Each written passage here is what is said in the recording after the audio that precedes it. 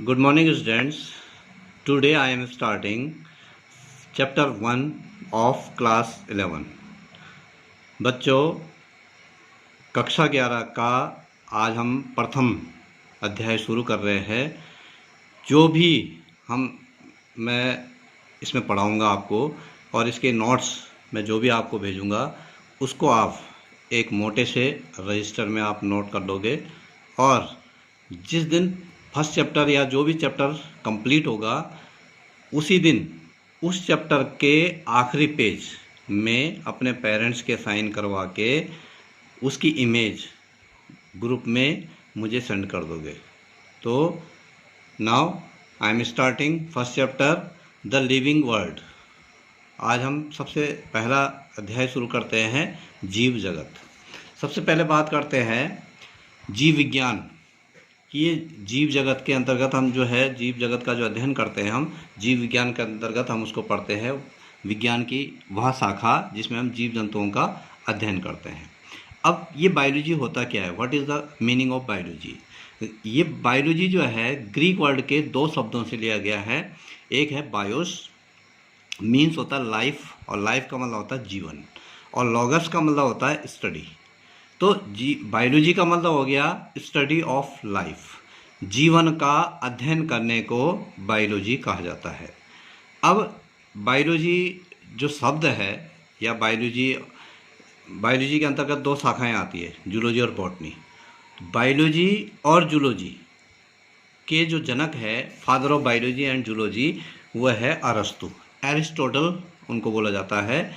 और जो father of botany है, वनस्पति विज्ञान के जो जनक है, वह है थियोफ्रेस्टस।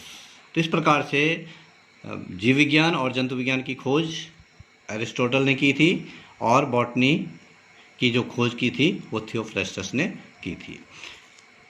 जीव विज्ञान की दो शाखाएं होती है, जूलॉजी और बॉटनी।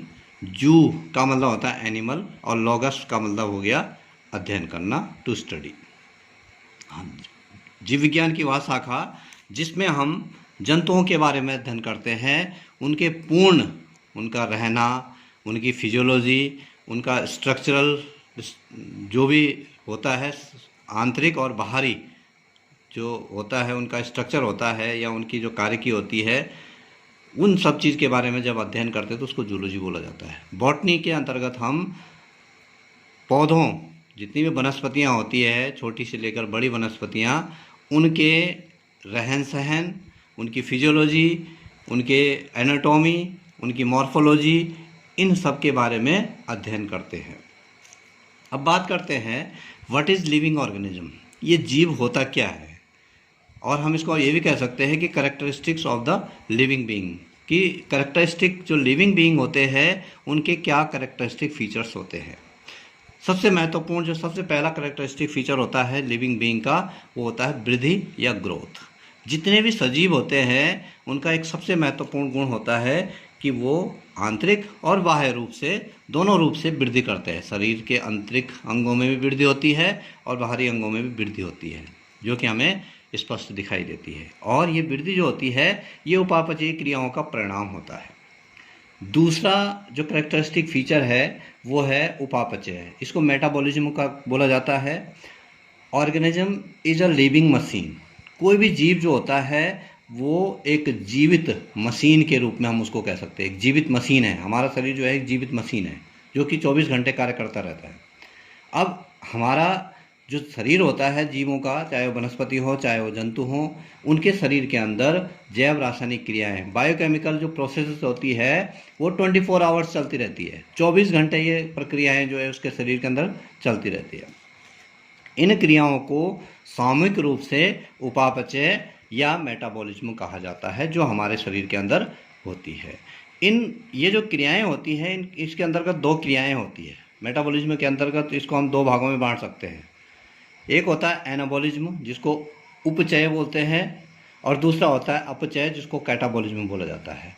उपचय का मतलब होता है एनाबॉलिज्म और इसका मतलब होता है पदार्थों का बनना। जैसे हमारे शरीर की कोशिकाओं के अंदर प्रोटीन का निर्माण होना, अमीनो अम्ल से प्रोटीन का बनना, ग्लूकोज से कार्बोहाइड्रेट का बनना, या फैटी एसिड और ग्लिसरॉल से वसा का निर्माण होना। ये कोशिकाओं के अंदर होता रहता है, क्रिया है। बनने की जो क्रिया होती है उसको एनाबॉलिज्म या उपचय बोला जाता है, और अपचय बोला जाता है कैटाबॉलिज्म को। इसके अंतर्गत पदार्थों का टूटने की प्रक्रिया होती है। जैसे जब हम भोजन ग्रहण करते हैं तो हमारे शरीर भोजन में जो प्रोटीन कार्ब होता है वो अमीनो अम्ल में टूटता है, जो कार्बोहाइड्रेट होता है वो ग्लूकोज में टूटता है, और जो वसा होता है वो वसीय अम्ल फैटी एसिड और ग्लिसरॉल में टूटता है। इस प्रक्रिया को अपचय बोला जाता है। तो जीवधारियों का एक प्रमुख गुण होता है। तीसरा गुण है प्रजनन, रिप्रोडक्शन इसको बोला जाता है। री माना होता है पुनः, प्रोडक्शन का मतलब होता है उत्पादन करना। जो भी जीवधारी इस संसार में आता है वो अपने अस्तित्व को बनाए रखने के लिए अपने जैसे जीव को जन्म देता है, और इस प्रक्रिया को हम जनन कहते हैं। ये जो जीवधारी जब जनन की क्रिया करता है और अपने जैसे जीव को जन्म देता है, उदाहरण के लिए गेहूँ है या धान है। गेहूँ, जब गेहूँ का पौधा होता है तो उसमें बीज लगते हैं। उन बीजों को हम अगले साल बोते हैं, तो उससे तुरंत, या अगर हम नहीं भी बोते हैं, वो बीज अगर नीचे गिर जाते हैं तो अपने आप जब उसका फसल का टाइम आता है तो वहाँ पर जो है वो गेहूँ के पौधे अपने आप ही जो है उगने लग जाते हैं। तो ये प्रक्रिया जनन कहलाती है। और जो जनन की प्रक्रिया होती है दो प्रकार की होती है। एक अलैंगिक जनन होता है, एसेक्सुअल रिप्रोडक्शन, और एक होता है लैंगिक जनन।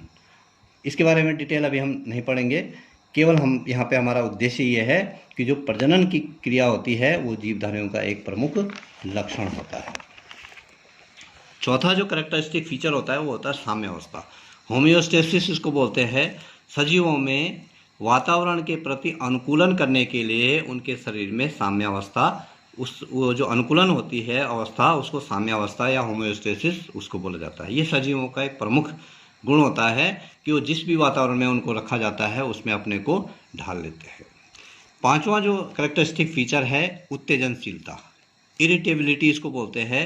जो भी जीवधारी होते हैं, बाहरी उद्दीपन जो भी होते हैं, ठंड, गर्म, मुलायम, कठोर, जो भी चीज़ें होती है बाहरी उद्दीपन, उसके प्रति वो उत्तेजनशीलता उत्पन्न करते हैं। ठंड के प्रति, या हमारे हाथ में कोई चीज़ चुभो दी तो हम अपना हाथ हटा लेते हैं, कहीं पे अचानक हमें गर्म लगता है तो हम अपना पैर या हाथ हटा लेते हैं। तो ये उत्तेजनशीलता इसको बोला जाता है।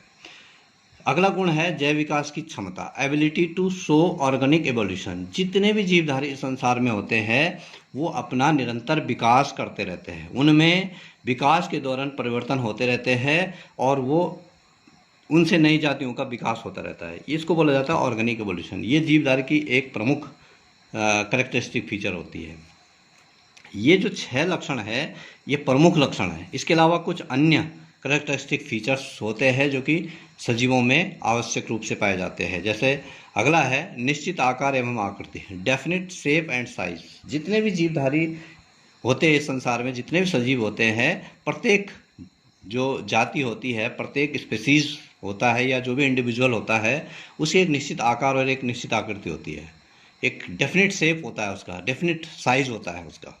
और अगला है शारीरिक संगठन, बॉडी ऑर्गेनाइजेशन। प्रत्येक जीवधारी का एक अपना बॉडी ऑर्गेनाइजेशन होता है। कोई एक कोशिकीय होता है, कोई बहुकोशिकीय होता है।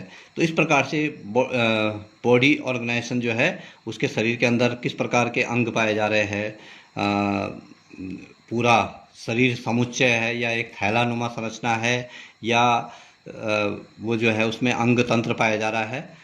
इसी प्रकार से अगला है कोशिकीय संरचना, वही एक कोशिकीय और बहुकोशिकीय होना जीवधारी का। इसी प्रकार से पोषण, न्यूट्रिशन हम जिसको कहते हैं, जीवधारी का एक सबसे, ये भी एक महत्वपूर्ण कैरेक्टरिस्टिक फीचर है कि जो न्यूट्रिशन की प्रक्रिया करता है।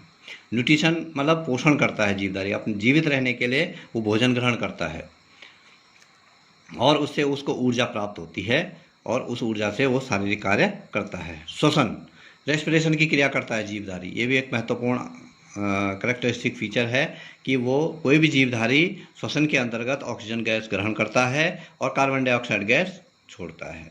उत्सर्जन, एक्सक्रीशन, जीवधारी के अंदर 24 घंटे जैव रासायनिक क्रियाएं होती रहती है। इसके अंतर्गत अनेक ऐसे पदार्थ स्रावित होते हैं जिनका शरीर के अंदर अधिक देर तक टिकना या रहना नुकसानदायक हो सकता है। ऐसे पदार्थों को उत्सर्जी पदार्थ बोलते हैं और वो पदार्थ शरीर के बाहर निकलने आवश्यक होते हैं। तो ये प्रक्रिया उत्सर्जन कहा जाता है। ये जीवधारी का एक कैरेक्टरिस्टिक फीचर है। इसी प्रकार से गति, लोकोमोशन, जीवधारी कुछ समुद्री जंतुओं को छोड़कर और सभी वनस्पतियों को छोड़कर जितने भी जीव होते हैं वो एक स्थान से दूसरे स्थान तक गति करते हैं, गमन करते हैं। इसी प्रकार से अगला कैरेक्टरिस्टिक फीचर है मृत्यु या डेथ, इसको बोला जाता है। जो जीवधारी संसार में जन्म लेता है उसके एक दिन, उसके एक निश्चित समय के अंतर्गत जो है वो डेथ भी या मृत्यु भी होती है। जीवन चक्र, जीवधारी का एक अपना निश्चित जीवन चक्र होता है, लाइफ साइकिल होती है उसकी, कि उसने इसी स्टेप में ये उसके शरीर में ये परिवर्तन होने हैं। इस जो भी उसका लाइफ स्पान है वो उतने साल का उसका लाइफ स्पान होना है, तो ये उसकी लाइफ साइकिल कहलाता है या जीवन चक्र इसको बोला जाता है। ये जो टॉपिक है जीवधारियों के कैरेक्टरिस्टिक फीचर वो यहीं पे समाप्त होता है। इस चैप्टर को आगे नेक्स्ट डे पढ़ेंगे। Thank you.